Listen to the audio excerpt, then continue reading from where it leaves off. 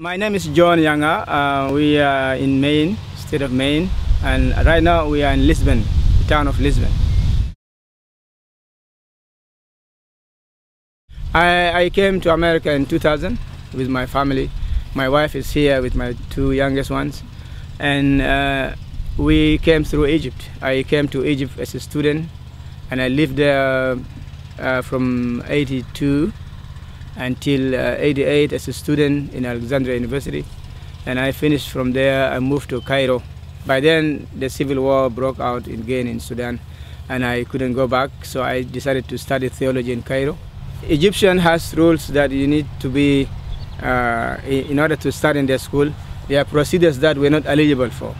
Like you have to pay fees, and we don't have fees. And you have to have a relationship with the embassy. You have to bring papers from embassy, and we say no, we're not. We are running from the same government. We don't want to deal with them here, even though they're here. So most of the people don't want to work with the embassy. We established the school for children, first for student children, because we have people like me who are studying at the same time having children.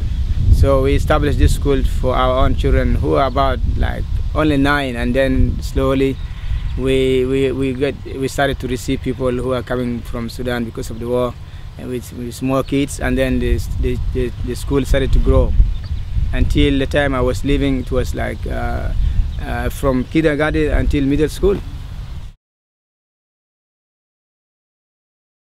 We are farming here in Lisbon, and we have around 21 acres, and most of the people are from Somalia, and then the Sudanese, and we have one Guatemalan. And we are trying our best to help these people, because most of them, they have less trainings and problem with English language.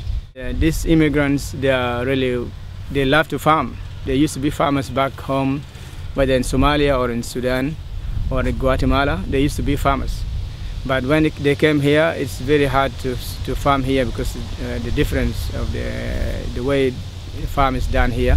So this project is teaching farmers how to farm in US. So and the goal is to be able to reach a state that each one can farm and do the business. But most of these farmers, they have problem with transitioning from being cultivating farmers or community gardeners to doing it as a business. I'm going to set myself an example, starting from this year, to do it as a business, and then see if really other people can do it or not, and see what is the difference between me as somebody who knows a little bit of English and who is also a graduate, and see if I can do it. And then others may try to do it because they see how I get. I am successful or not. Well, if we interviewed most of them this year, and each one is saying, well, if I learn enough how to farm here, if I have enough resources, I would like to buy a piece of land, or I have to lease my own land and start my own farm. And this is everybody's goal. But to achieve it is another issue, which is, as I mentioned, it's not easy.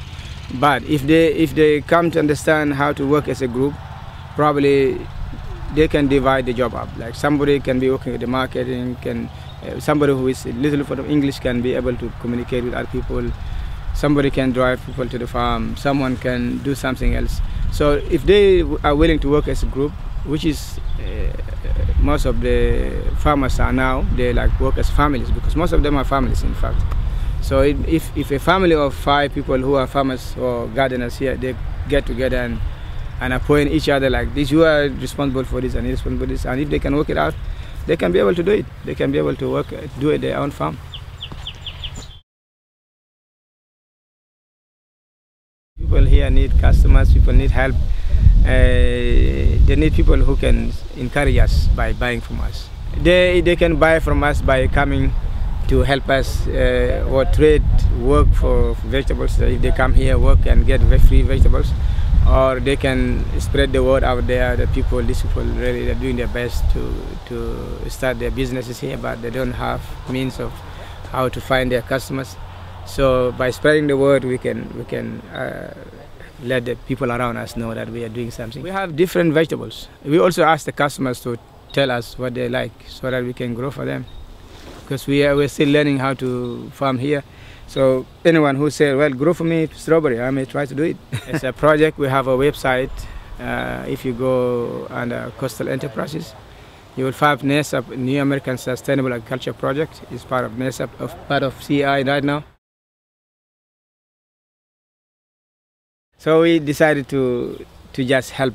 We use our spirit of preaching in terms of doing. So that's why I devote my time helping these people. Sometimes it costs me a lot of money to be here. Instead of getting it costs me a lot of money to be here. So like half of my salary, I put it back in terms of buying gas, putting my time helping people around the machines, and all this I don't really get paid for. So I pay only for 20 hours, but I work sometimes 60 hours a day. A week. I do it because of that spirit of giving. We are set up as an example to save the world, either in terms of teaching or doing.